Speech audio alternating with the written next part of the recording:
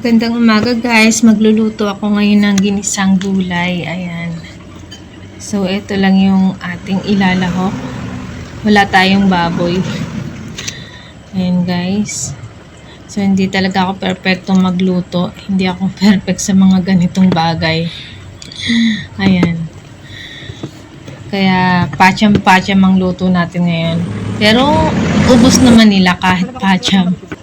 Ayan guys. So, basta't nakakain at may lasa, pwedeng-pwede na. So, ayan guys. Nag-get-get na nga ako dyan ng gulay.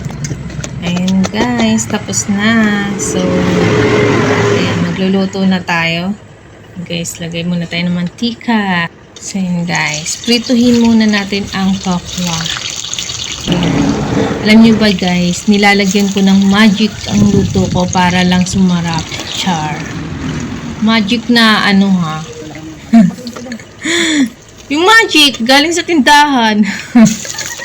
Para sumarap yung ating luto. Pero hindi naman dapat nating iasa lang sa magic yung sarap ng ating lulutuin guys. Kasi nakakasama rin daw sa kalusugan. Ayan. So halu-haluin natin yan guys. Tapos lagay ko na yung tokwa. Then ininit na tubig na ngayon nilagay ko dyan para madali siyang kumulo. Ayan. Then, syempre, dinamihan ko ang sabaw at talaga namang mga kasama ko rito ay laging sabaw ang hinahanap. Dapat pala sabaw na lang yung niluto ko, tapos nilagyan ko na lang ng mga ricado. Ayun lang guys, thank you for watching.